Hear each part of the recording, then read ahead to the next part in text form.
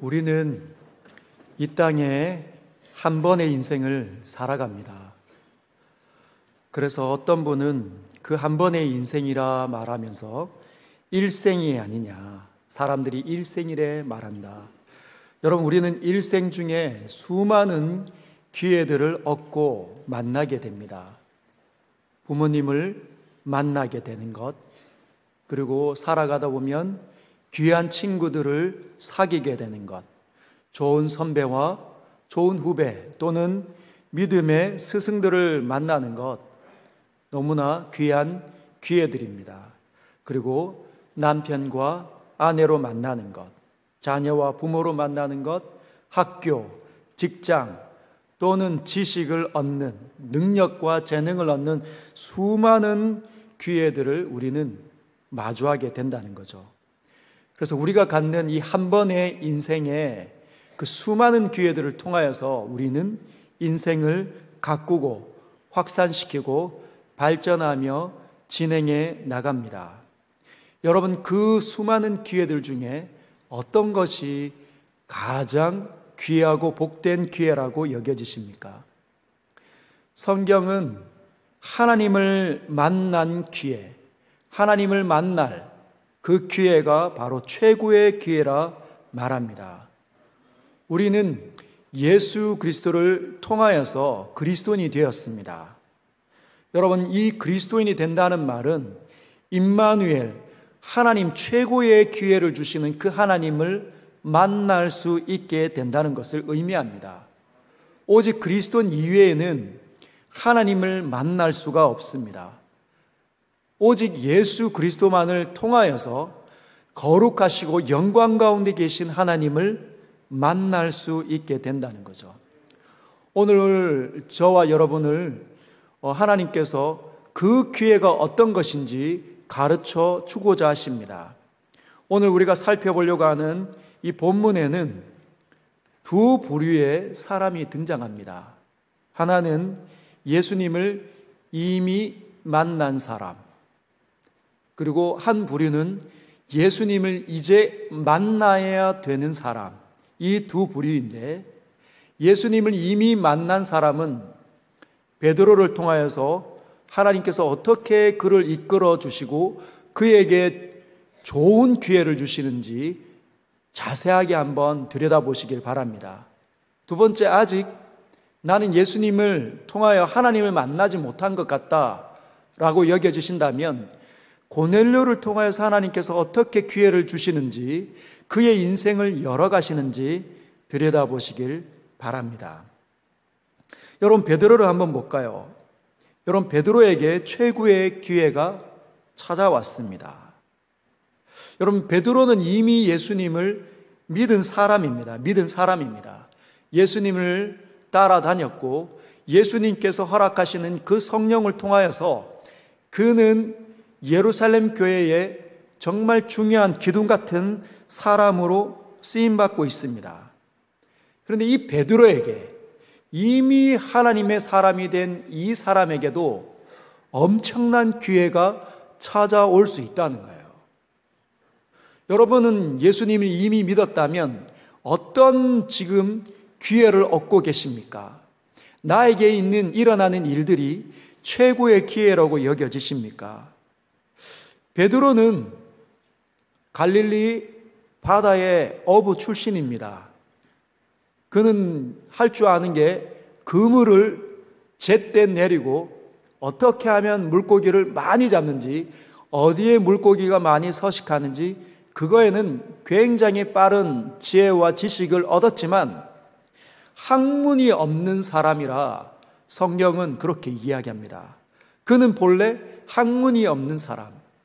여러분, 배움이 짧으면 판단 능력이 매우 저급할 수 있습니다. 그런데 이 사람이 하나님을 섬길 기회를 얻고 있다는 거죠. 이미 예수의 사람이 되어서 수많은 기회들을 얻고 있지만 오늘 그에게 찾아온 기회는 말로 닿을 수 없는 너무너무 귀한 하나님의 찬스였습니다. 그는 가이사랴에 살고 있는 고넬료를 만나 그에게 복음을 전해줄 수 있는 기회를 지금 얻고 있다는 거죠. 여러분, 가이사랴에 있는 고넬료는 어떤 사람일까요? 그는 베드로가 지금 욥바에서 어떤 형제들과 함께 지금 가이사랴로 들어가고 있습니다. 점점 가이사랴에 가까이 올수록 이전에 보지 못했던 도시의 풍광이 펼쳐집니다. 사람들이 아우성을 지르는 전차의 그런 원형 경기장이 주변에 펼쳐져 있고, 극장이 펼쳐져 있고, 길이 반듯하고 건물들이 세련된 거죠. 상점들이 있고 귀한 물건들이 전시가 되어져 있습니다.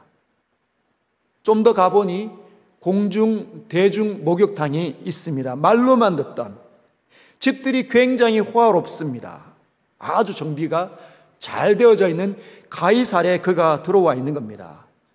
부자와 힘이 있는 사람들이 사는 동네에 그가 들어와 있는 거죠. 대리석 기둥이 펼쳐져 있습니다. 금칠한 문이 있는 거죠. 점점 가까이 가는데 자기를 이끌어가는 사람이 그 대리석과 금칠한 문 열고 들어가기 시작합니다. 우와, 나를 초대한 사람은 도대체 누구인가? 여러분, 고넬료는 이탈리아 부대의 백부장입니다. 이탈리아 부대의 백부장, 친히 황제가 임명한 부대의 백부장인 것이죠. 베드로는 고넬료 한 사람을 만나 복음을 전가하지만 결국은 고넬료는 언젠가는 다시 로마로 다시 돌아가게 되어져 있을 겁니다. 돌아가면 로마의 귀족들을 만나게 되고 군인 계급의 높은 사람이기 때문에 그런 간부들을 만나게 되고 황제의 가문, 그리고 자신의 친구들, 로마의 원로인들의 사람들, 그들을 만나게 될 겁니다. 그러면 베드로를 통하여서 복음을 받은 고넬료는 그 로마 안에서 수많은 사람들에게 복음을 증가하겠죠. 여러분, 유럽이 바뀌기 시작하고 결국은 아시아와 지금 우리가 살고 있는 이 한국 땅까지 2000년이 흐르면서 복음이 우리에게 다가왔다는 거죠. 이 지금 로마에 복음을 전할 수 있는 고넬료에게 복음을 증거하는, 베드로는 고넬료 한 사람밖에 보지 못했지만 고넬료에게 딸려있는 수많은 가지들, 복음의 격가지들을 그는 보지 못하고 있습니다. 하나님께서는 정말 학문도 없었고 시골 출신이었던 베드로에게 그 엄청난 기회를 지금 주시고 계시다는 것이죠. 왜 이 기회가 그에게 찾아왔을까요? 사도행전 1장 8절에는 이렇게 되어져 있습니다. 예수님께서 이렇게 말씀하셨죠. 오직 성령이 너에게 임하시면 너희가 권능을 받고 예루살렘과 온 유대와 사마리아와 땅끝까지 이르러 내 증인이 되리라. 예수님께서 승천하시면서 이 땅에 남겨진 제자들에게 미션을, 사명을 남겨두셨습니다. 예루살렘과 온 유대와 사마리아와 땅끝까지 이르러 내 증인이 될 것이다. 근데 보면 성령이 너희에게 임하시면 이 미션이 누구에게 주어졌냐면 너희들이라는 거죠. 그 너희들 속에는 베드로가 포함되어져 있습니다. 베드로가 이 사명을 받아 있다는 겁니다. 그런데 이루어진 것들을 한번 볼까요? 예루살렘의 복음이 들어왔습니까? 이미 들어와 있죠. 예루살렘 교회를 통하여서 수많은 사람들이 예수님을 믿기 시작했습니다. 온 유대는 어떻습니까? 루다와 요빠, 온 유대에 예수 믿는 사람들, 핍박당한 사람들이 흩어져서 복음을 증거합니다. 사마리아는요, 빌립과 또는 베드로와 요한을 통하여 사마리아 곳곳이 복음을 받았습니다. 땅끝은요, 아프리카는 빌립이 선교의 문을 열었지만 땅끝을 향하는 예루살렘 교회 공동체는 제한적인 활동밖에 하지 못하고 있다는 겁니다. 예루살렘과 온 유대와 사마리아는 지금 복음을 누리고 있는데 땅끝으로 가지 못하고 있다는 거예요. 왜 못하고 있습니까? 예루살렘 교회 안에 있는 사도들의 이 편견과 선입견이 그 장막이 돼서 장애물이 되어서 넘어가지 못하고 있다는 겁니다. 베드로에게 예루살렘 교회를 이끌어가는 지도자였는데 그에게 편견이 있었다는 거죠. 선입견이 있었다는 겁니다. 28절과 29절을 한번 볼까요? 그가 고넬료를 만나 이렇게 이야기합니다. 이르되 유대인으로서 이방인과 교제하며 가까이 하는 것이 위법인 줄은 너희도 알거니와. 너희도 알고 나도 안다. 위법이라고 생각한다는 겁니다. 유대인인 내가, 이방인은 너와 가까이 하는 것은 위법이다. 절대로 일어날 수 없는 불법이라는 거죠. 그런데 하나님께서 내게 지시하사 아무도 속되다 하거나 깨끗하지 않다 하지 말라 하시기로 부름을 사용하지 아니하고 왔노라. 그는 선입견이 있었고 편견이 있었지만 하나님께서 지시하셨기 때문에 사양하지 않고 그 선입견이 있지만 그것을 내려놓고 여기까지 왔다라고 얘기하고 있습니다. 사랑하는 성도 여러분, 하나님이 지시하시면 우리는 우리 안에 있는 편견과 선입견을 찾아내야 합니다. 그것이 복음을 확장하는, 하나님을 섬기는 그 기회를 막지 않도록 우리 안에 있는, 가만히 들어와 있는 내가 알지 못하는 편견과 선입견이 무엇인지 살펴봐야 합니다. 여러분, 이 베드로에게 왜 이렇게 유대주의가, 그 유대주의 사상, 선민 사상이 들어와 있었을까요? 그는 유대 땅에 태어나 자연스럽게 살아갔기 때문입니다. 유대 땅에 태어나 보니 자신은 유대인이고 유대인의 교육을 받다 보니 친구도 그렇고 자기를 가르쳐주는 랍비들도 그렇고 부모님들도 그렇고 형제 자매들 모두가 다 삼촌, 고모할 것 없이 모든 사람들이 유대주의자들이었다는 거예요. 이방인과 함께하면 불법이다. 절대로 있을 수 없다 말한다는 겁니다. 여러분, 우리가 이 나라에, 우리나라에 태어나면 우리나라에 원래 가지고 있는 편견과 선입견과 문화의 힘이 있습니다. 지역의 색깔이 있다는 거죠. 오래된 고정관념이 우리 안에 들어와서 복음의 장애물로서 우리를 묶어낼 수 있다는 것을 꼭 기억하시길 바랍니다. 얼마나 있을까요? 우리 안에는 어떤 편견과 선입견이 들어와서 하나님의 거룩한 이 말씀이 이끌어가는 그 장애물로 작용하고 있을까요? 하나님께서는 이끌어가고자 하지만 나는 안진뱅이처럼 주저앉아 있을 수 있다는 겁니다. 하나님 때문에 기뻐하며 즐거워하며 마음껏 내 자신을 주어야 되는데 그렇게 하지 못하는 경우가 너무너무 많다는 거예요. 제가 부산에서 사역할 때였습니다. 신방을, 어떤 여 집사님을 만나기 위해서 신방을 그 집사님 가정으로 갔는데, 그분이, 여러분, 부산에 제가 사역할 때 대형교회 아닙니까? 대형교회고 건강하다, 수많은 사람들이 헌신하고 열정적으로 복음을 증거하고 같이 삶을 이끌어가는 정말 건강한 교회였습니다. 그 건강한 교회의, 큰 교회의 집사님이셨는데 그 집사님이 오랫동안 신주단지를 모시고 있는 거예요. 신앙생활이 벌써 10년이 되었는데 교회에 목장지기로, 우리는 지금 목장 아닙니까? 거기는 목자였는데 그 목자로서, 소그룹 리더로서 활동하고 있는데도 불구하고 신주단지를 모시고 있다는 겁니다. 제가 얼마나 놀랐는지. 왜 신주단지를 모시고 있습니까? 자신이 신앙의 일대라는 겁니다. 자신이 신앙의 일대. 10년 되었지만 자신이 신앙의 일대이기 때문에 할머니가 섬겼던, 시어머니가 섬겼던 그 신, 그 신이 담겨져 있는 그 단지를 버릴 수 없었다 말합니다. 왜?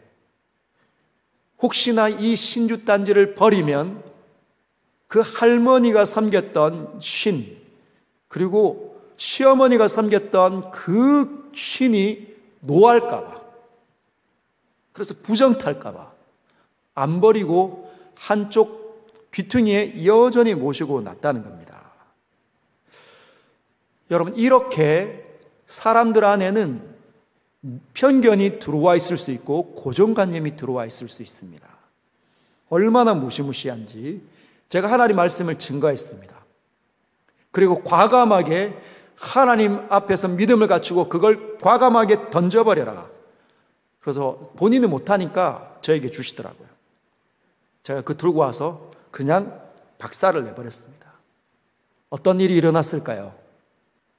아무 일도 일어나지 않습니다. 아무 일도 일어나지 않습니다. 예수 믿지만 우리 안에 가만히 들어와 있는 흔한 선입견과 구습이 있을 수 있습니다. 예배를 드리면서도 여전히 끊지 못하는 구습이 있다면 여러분 발견해 보십시오. 예수 믿는 사람들 가운데 어떤 사람들은 이런 사람들이 있더라고요. 이사하는데 손 있는 날, 손 없는 날을 구분하는 겁니다. 우리 예수 믿는 여러분들은 잘 모르실 수 있을 겁니다. 저도 잘 몰랐습니다. 손 있는 날이 비쌀까요? 손 없는 날이 비쌀까요? 세상 사람들에게. 저는 손 없는 날이 비싸더라고요. 그래서 일손이 딸려가지고 손이 없나 보다. 그래서 비싼가 보다 했는데 그게 아닌 겁니다. 손이 어떤 의미입니까? 귀신을 의미하는 거예요. 손님. 이렇게 이사할 때 가만히 주변에 있는 귀신들이 몰려와서 그 집에 손님처럼 쑥 들어올 수 있다는 겁니다. 그래서 세상 사람들은 이 나라가 주는 문화입니다. 미국에는 있지도 않아요. 딴 나라에는 있지도 않는 이 나라에 있는 이 문화에 뭐가 있습니까? 이사는 손 없는 날 해야 한다. 귀신이 안 돌아다니는 날. 여러분, 그렇게 무당이 검증하는 그 세계관이 이 나라 가운데 들어와 있고 그 세계관 속에 사는 사람들은 알게 모르게 어릴 때부터 영향을 받고 살아간다는 겁니다. 어떤 성도는 그래도 기왕이면 손 없는 날 이사하면 좋잖아요. 여러분, 그러면 안 됩니다. 성도는 구분하지 마십시오. 성도는 말씀과 기도로, 믿음으로, 아멘으로 받고 하나님 앞에 결단하고 이사하면 최고의 날이 됩니다. 그게 성도의 믿음이라는 거죠. 우리는 어떤 날은 좋지 않은 날이고 어떤 날은 귀한 날 이렇게 구분할 수 있습니까? 모든 날들이 다 귀한 날입니다. 모든 날이 하나님께서 나와 함께 하시는 거룩하고도 존귀한 날이라는 것이죠. 그래서 하나님 앞에서 살아내시길 바랍니다. 하나님을 신뢰할 때 우리 안에 들어와 있는 그 선입견, 그 편견이 뭐 있는지 우리는 깨뜨릴 수 있어야 합니다. 그래서 베드로가 뭐라고 얘기합니까? 나 선입견이 있었지만 위법인 줄 알았지만 하나님께서 지시하사, 28절에 보면 하나님께서 내게 지시하사 이렇게 말씀하십니다. 여러분에게는 하나님께서 지시하십니까? 너는 이런 거가 문제야. 그럴 때 하나님, 나 이거는 아직 안 돼요. 그게 무슨 사인일까요? 나는 아직 그게 선입견과 고정관념으로 변하지 않았습니다. 이 말 아닐까요? 사랑이 막 하나님께서 너는 좀 사랑 좀 하면 좋겠다 할 때 왜 이렇게 사랑이 잘 안 일어날까? 그 말은 무슨 말이겠습니까? 지금 현재 하나님께서 내게 말 걸어 오신다는 뜻입니다. 하나님께서 지금 내게 지시하시고 계시다는 거예요. 베드로는 3번이나 환상을 볼 만큼 편익견과 편견의 사람이었지만 하나님께서 지시하시자 그는 그 모든 걸 내려놓고 달려왔습니다. 사랑하는 성도 여러분, 하나님께서 말 걸어 오시도록 마음을 열으시길 바랍니다. 그리고 오늘 하나님께서 나에게 말씀하시는 그 고정관념, 고질적인 기질이 있다면 깨뜨려 버리시길 주님의 이름으로 축복합니다. 두 번째, 베드로 말고 고넬료를 한번 들여다보십시다. 고넬료에게 찾아온 기회에 대해서. 여러분, 그가 이탈리아 부대의 백부장이라고 이야기합니다. 황제가 임명해서 너 저기 가서 지금 가이사랴에 가서 나의 일을 맡아 해라. 그러면 명령을 받아 가는 겁니다. 이 사람이 전쟁의 수많은 경험을 가지고 칼과 창과 이런 사람들과 싸우는 이 전쟁에 많은 일을 해보았던 사람인데 가이사랴로 간다. 황제가 명령을 내려서 가이사랴로 가게 되었다. 여러분, 그에게 가이사랴로 온다는 건 어떤 의미일까요? 그에게 최고의 기회는 가이사랴로 내려가는 것입니까? 아니면 로마 본토에서 황제 바로 옆에 측근해서 황제를 섬기는 것일까요? 칼을 그냥 고처럼 꽉 이렇게 쓰는 그 사람이 가이사랴로 내려가는 것이 그에게는 최고의 기회일까요? 아니면 황제 옆에 로마에 머물면서 다음의 스텝을 노리는 것이 그에게는 최고의 기회일까요? 아마 그가 가이사랴로 내려올 때는 불평하면서 왔을 수도 있습니다. 하필이면 왜 또 나야? 순번이 왜 나에게 이렇게 된 거지? 그리고 가족들한테 어떻게 이야기하지? 아내와 아이들에게 뭐라고 얘기하지? 여러분, 툴툴거리지 않았을까요? 그리고 아내에게 여보 미안해. 황제의 명령이 떨어졌어. 가이사랴로 갈 수밖에 없어. 자녀에게 그렇게 이야기하면 자녀가 또는 아내가 뭐라고 얘기하겠습니까? 불편해하는 모습 보면서 얼마나 힘이 들까요? 그러나 여러분, 그가 그렇게 불편한 마음을 갖고 불평하면서도 이곳에 온 것은 그에게는 최고의 기회였습니다. 그는 몰랐지만 그를 향한 하나님의 계획이 이 속에서부터 시작된다는 겁니다. 그가 가이사랴로 오기 시작했습니다. 와서 보니 그래도 살만합니다. 왜? 로마 비슷하게 생겼거든요. 자기에게 로마에 살 때는 이런 휘황찬란한 집 주지 않을 텐데 가이사랴로 와보니까 막 금칠하고 대리석 세워져 있는 집 주지 않았겠습니까? 그런데 누군가를 만났습니다. 근데 그 사람이 하나님 믿는 사람이었어요. 하나님에 대해서 끊임없이 이야기합니다. 그래서 그때 무슨 생각이 듭니까? 나도 하나님처럼, 하나님 믿는 사람처럼, 이 사람처럼 살고 싶다. 나도 이제 사람 막 죽이는 그런 사람 말고 사람처럼 살고 싶다. 여러분, 그런 마음이 들지 않았겠습니까? 왜? 그가 경건한 사람으로 자라갔으니까. 이 땅에 가라고, 가이사랴에 가라고 했던 그런 마음이 수치스럽게 다가오지 않았을까요? 여러분, 그는 많이 구제하고 항상 기도하는 사람이었습니다. 그렇게 자란 거죠. 그런데도 불구하고 그는 예수 믿는 사람이 아니었습니다. 하나님의 자녀가 되지 않았다는 거죠. 하나님을 사랑하고 싶었고 하나님의 사람이 되고 싶었지만 하나님의 사람은 아니었습니다. 왜? 예수 그리스도를 만나지 않았기 때문에. 요한복음 1장 12절은 이렇게 우리에게 도전합니다.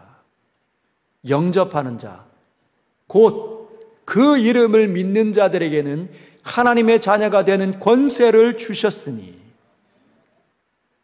영접을 하는데 누구를 영접하는 겁니까? 예수 그리스도를 영접하는 겁니다.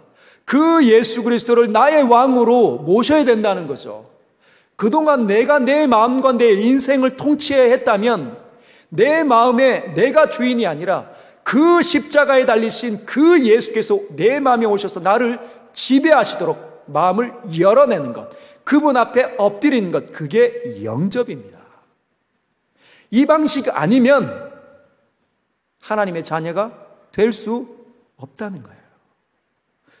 그 이름을 믿는다는 것은 그 이름을 신뢰하는 겁니다. 다른 수많은 이름이 아니라 그 이름을 내가 영원히 신뢰한다는 거죠. 의지하는 겁니다.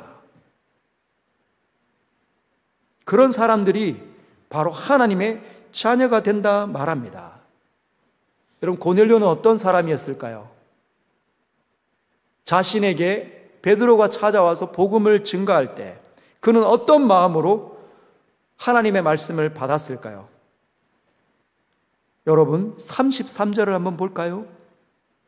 33절, 베드로에게 고넬료가 이렇게 이야기합니다. 내가 곧 당신, 베드로죠, 당신에게 사람을 보내었는데 오셨으니 잘하였나이다. 안 오실 수도 있는데, 나 같은 사람에게 안 오실 수도 있는데 잘하였나이다. 여러분, 그는 대리석 집에 살고 있는 사람이었습니다. 많은 사람들이 와서 고개를 숙이는 힘이 있는 사람이었습니다. 그럼에도 불구하고 그는 자기는 아무것도 아니다라고 생각을 하고 있다는 거예요.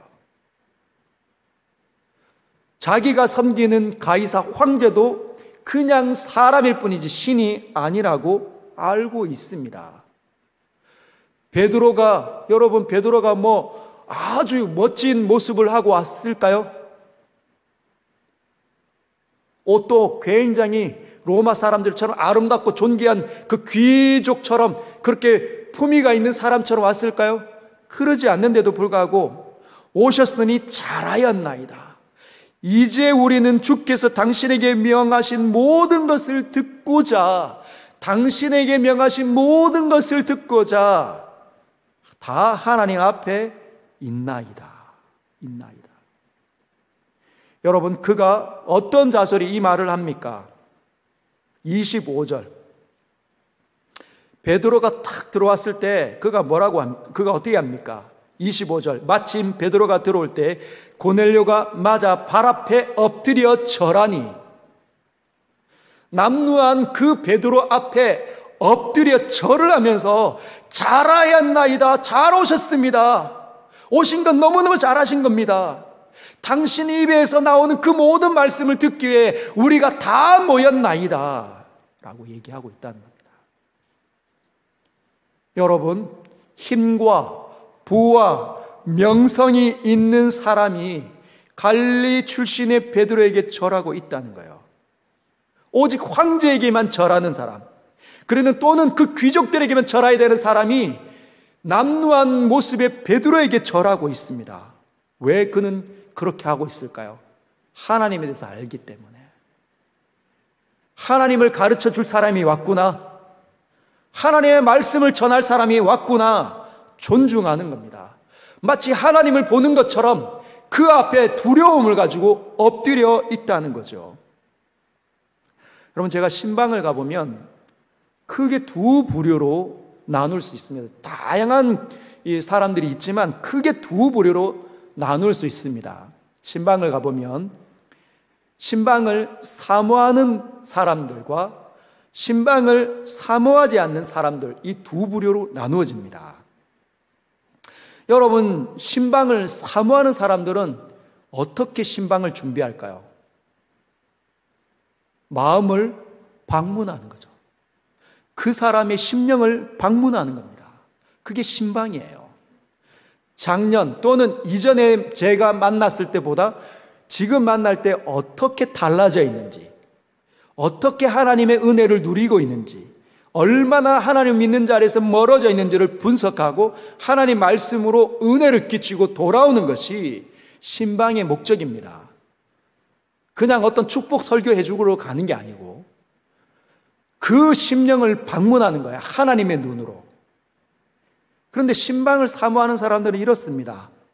목사님, 이번 주에 꼭 저희 집에 와 주십시오. 근데 가보면 집 싹 다 완전히 깨끗하게 치웁니다.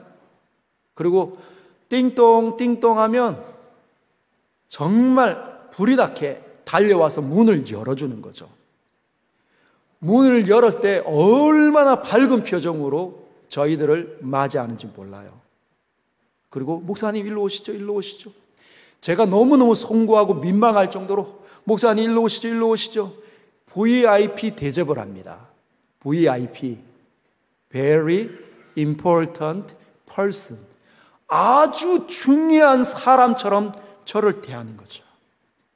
그리고 그 집에 여러 가지 기도 제목을 통하여 그동안의 인생의 스토리, 1년의 스토리를 듣습니다. 그리고 예배를 드리는데 찬송부터 눈물이 쏟아지고, 그리고 말씀을 주면 연신 아멘 합니다. 아멘, 아멘. 그리고 함께 기도하면, 기도 끝나고 나면 눈이 벌겋게 달아있어요. 여러분, 얼마나 목사를 극진하게 대접하는지. 목사가 하나님이 아닌데, 주님이 아닌데 마치 주님 오는 것처럼 그렇게 대합니다. 왜 그럴까요? 하나님 말씀이 나에게 떨어지기를, 그 말씀이 싹이 나서 생명 가운데, 은혜 가운데 우리 집안에 있는 모든 어둠들을 물러내기를 늘 그렇게 준비하고 학수고대하며 받는 겁니다. 그 사람들은 이미 마음이, 심령이 가난해져 있어서 하나님 말씀을 그렇게 연신 달게 먹습니다. 그러나 신방을 사모하지 않는 사람들이 있습니다. 다 똑같지 뭐. 내가 말씀을 전하나 목사가 말씀을 전하나 다 똑같지. 목사와 집사는 그냥 직분의 차이야. 목사를 굉장히 하찮게 여기시는 분들이 있습니다. 어떤 교회는 직분을 다 없애야 된다 이렇게 말하는 극단적인 사람들도 있더라고요. 그래서 그냥 다 형제로 부른다 얘기하는데 그렇지 않습니다. 근데 신방을 굉장히 귀찮게 여기는 거예요. 목사님 꼭 오셔야 합니까? 근데 억지로 받는 분들은 표정이 다릅니다. 집에 가면 그냥 빨리 하고 가십시오. 여러분, 그러면 은혜도 일어나지 않고 말씀의 감화도 잘 없다는 거예요. 여러분은 어떤 사람입니까? 예배에 들어오시면서 어떤 마음으로 하나님 앞에 앉아 있습니까? 제 말이 하나님의 음성처럼 들립니까? 하나님의 거룩한 말이 저의 입술을 통하여서 여러분의 심령에 들어오기를 여러분 학수고대하면서 준비하면서 한 주간 사모하면서 이 자리에 오셨습니까? 그럴 때 놀라운 일이 일어난다는 거예요. 심령이 순식간에 변화됩니다. 하나님을 향한 거룩한 마음을 이 고넬료처럼 품는 사람들은 다르다는 거예요.